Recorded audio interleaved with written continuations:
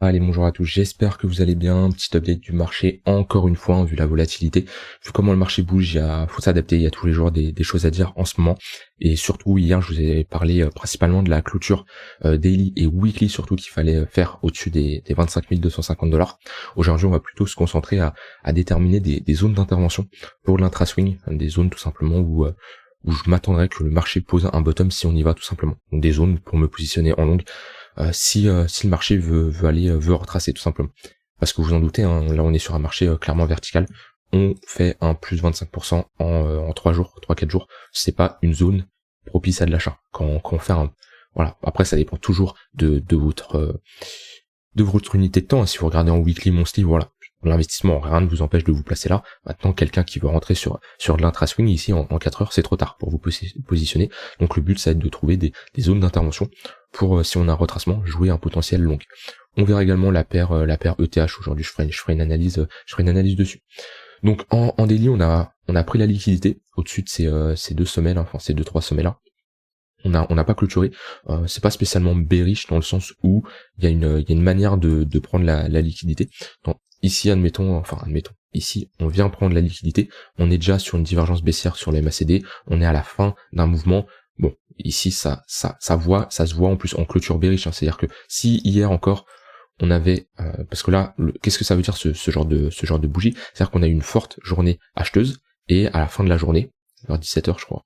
Ouais, vers 17h, on a eu des vendeurs qui sont montrés agressifs et qui ont repoussé les acheteurs. Mais on a quand même une fermeture supérieure à l'ouverture, d'où la bougie verte. Si on avait fermé ici, clairement dans le rouge, là je vous aurais dit clairement que c'est bearish, c'est moche, et les vendeurs sont toujours présents sur ce niveau-là. Pour le moment, on a un momentum qui reste assez haussier en daily pour le moment avec depuis qu'on a cross sur du 12h, on voit qu'on casse les pressions sommet.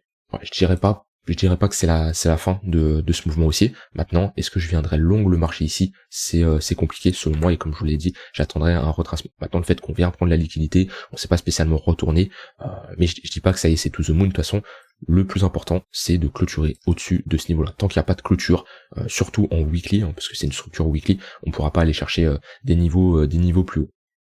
Alors, en 4 heures. Donc, d'un point de vue juste price action, on va pas mettre d'indicateur, on va juste utiliser nos yeux, hein, qui est la meilleure chose, hein, le prix d'un actif, hein, l'évolution avec des bougies, c'est un d'avoir 30 indicateurs non plus, ça peut déjà vous donner énormément d'informations. Donc on est clairement en 4 heures dans une dynamique haussière avec des creux, des sommets de plus en plus hauts. Quels sont les niveaux clés qu'on pourrait aller chercher pour se positionner en long? Déjà, il y a cette précédente zone de demande, on a buté ici, on voit qu'on a posé un range et on a cassé à la hausse, donc c'est une zone où la demande l'a remporté sur l'offre, hein, pendant ce petit range là, et on a également cette ligne de coup. Alors, on le voit ici, on a une structure en W, hein, comme je les aime bien, avec une cassure de notre ligne de coup. Ici, on a un magnifique W qui a provoqué, hein, c'est cette structure, hein, ce bottom de marché qui a provoqué ce mouvement haussier. Donc pour le moment, c'est vraiment les deux zones que je surveillerai pour jouer un potentiel long. Il y en a également qui aimeraient se positionner sur un bad range, comme ça. Voilà, globalement, on peut voir une borne basse et une borne haute ici.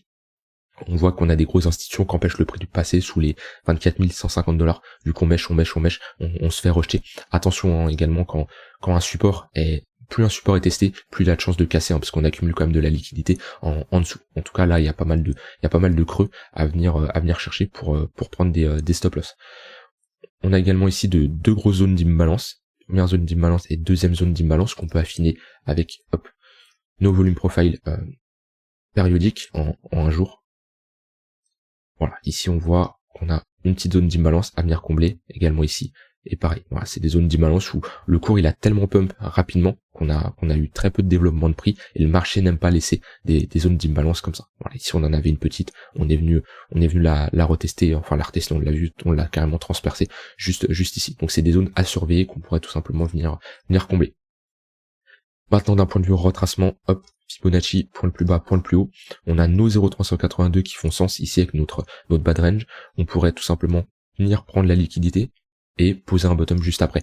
Ce qui est intéressant, c'est, bon, on n'aimerait pas clôturer sous ce niveau-là en 4 heures, puisqu'on ferait un M-top qui nous inverserait notre dynamique haussière. Pour le moment, creux et sommet de plus en plus haut. Si on clôture sous ce niveau-là, on ferait ici sommet, creux, sommet plus bas que le précédent et creux plus bas que le précédent, qui nous permettrait sûrement de retracer au niveau de nos 0,118 de Fibonacci.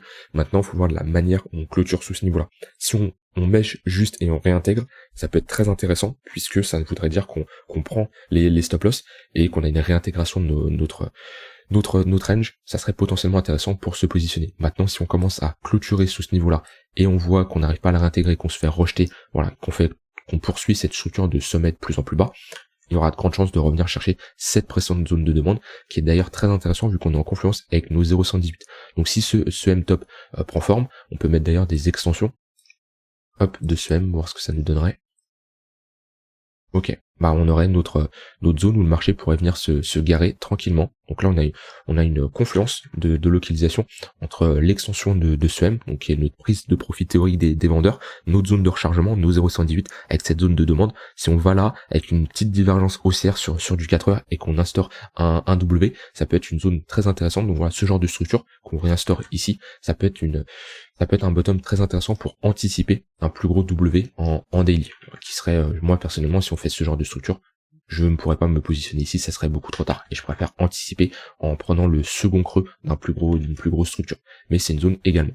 Et si pareil, on a une zone où on n'arrive pas à récupérer, on n'arrive pas à structurer un bottom, on voit qu'on continue à faire des creux et des sommets de plus en plus bas, et bien on pourrait venir chercher ici une autre ligne de coup, qui sera vraiment le dernier niveau à défendre, parce que si on recasse ce niveau-là, bon là on pourrait clairement aller plus bas. Après maintenant le marché, comme je dis, tout le monde attend ce niveau-là, et ce qu'on reviendrait, ça serait un gros cadeau, je trouve, et on voit que là sûrement les gens ils ont un peu les boules de ce mouvement-là, puisqu'ils s'attendaient à un retracement plus bas pour se positionner, et au final le marché est parti sans eux, et peut-être qu'ils ont FOMO ici. D'ailleurs on fera un point de vue, on regardera l'order flow, ce qui nous dit également.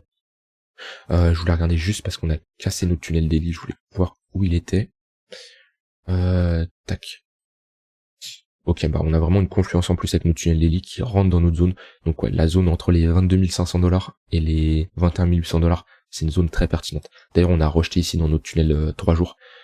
Et voilà, notre point pivot yearly qui est toujours au-dessus. On n'a pas été le toucher, mais bon, c'est une zone où on peut faire contraction entre le tunnel daily et le tunnel 3 jours. Potentiellement poser un range entre ces deux niveaux, puisque on a un gros niveau de résistance ici et un gros niveau de support au niveau des 22 200 $ également. Voilà, c'était globalement ce que je voulais dire. Donc la zone vraiment intéressante pour jouer un long, c'est cette zone-là. Maintenant, faut voir aussi comment le marché y va. Si le marché fait ça, je vais pas venir long bêtement ce niveau-là. J'attends vraiment de montrer qu'on a un essoufflement des vendeurs, le retour des acheteurs avec une structure pour potentiellement se positionner et jouer. Voilà, ça peut être hop. Alors, tac, on va mettre Fibonacci comme ça. Tac. Et jouer un TP au niveau des 0,382 ou nos 0,118. Donc voilà, globalement ce que je voulais dire sur le BTC, oula, d'un point de vue order flow, qu'est-ce qu'on a? On repasse sur un funding positif, on a un ratio long short qui reste à 50% globalement, on a liquidé pas mal de shorters avec cette mèche là, et également cette bougie là, ouais. On a liquidé pas mal de monde. Maintenant l'order flow est assez neutre, on n'a pas spécialement de FOMO sur l'open interest, il suit globalement le prix, on a liquidé quand même des longues ici, ça se voit sur la chute de cet open interest ici là, ouais, on a liquidé des longues, donc pas grand chose à dire là-dessus. En tout cas j'ai pas d'indication qui me dirait si y a du FOMO long ou du FOMO short pour le moment. De toute façon je l'avais dit ça, mais depuis un moment le marché est un peu dégoûté, j'ai l'impression.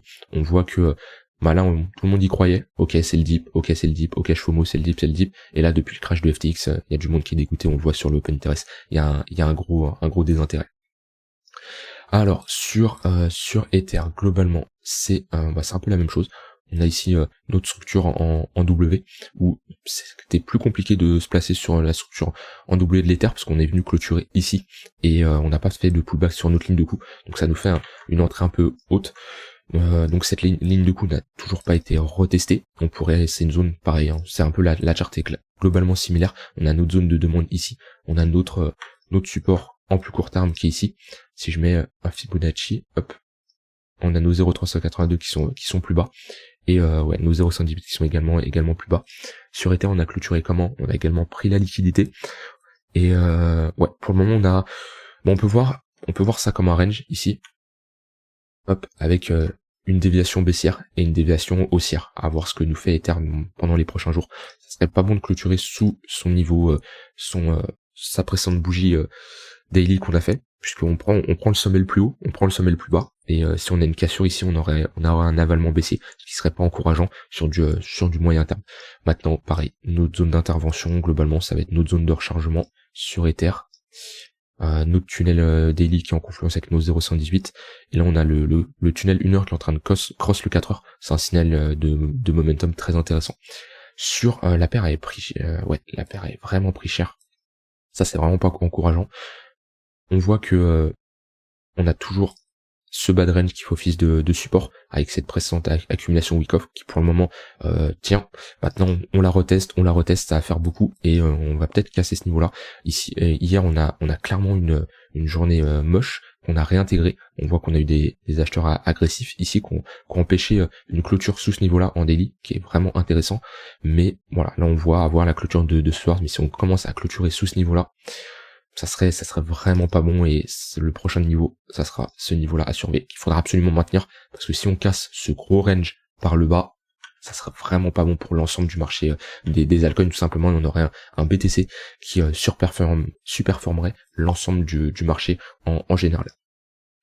Voilà, j'ai dit tout ce que j'avais envie de dire, comme je vous l'ai dit hier, ne FOMO pas, ça sert à rien de FOMO. Si vous avez raté cette hausse, pour le moment, c'est trop tard de se positionner. Bien sûr que si on a une cassure nette à la hausse en daily, une vraie cassure, et qu'on fait un pullback, il y a une opportunité de se positionner. À l'heure actuelle, la chart, c'est vraiment trop tard pour se positionner. Là, la chart, comme on l'a, c'est comme si on se positionnait ici, voire même ici, en fait, c'est trop tard. Déterminer toujours des zones d'intervention, mais quand une chart est autant verticale, comme ici, c'est beaucoup trop tard pour se positionner. Alors bien sûr, quand on voit la chart après qu'elle soit établie, c'est toujours simple de se dire, ok, bah ici, si je me positionnais, j'avais toujours une opportunité d'aller beaucoup plus haut, mais rien ne nous dit que ici c'était pas le potentiel top pour avoir un retracement plus tard. Donc selon moi, ici on est sur résistance, c'est compliqué de se positionner. Attendez vraiment une clôture au-dessus de ce niveau-là, ou voilà, tracez vos zones d'intervention et attendez que le marché il développe votre setup, votre stratégie qui vous dise ok, c'est le moment de me positionner.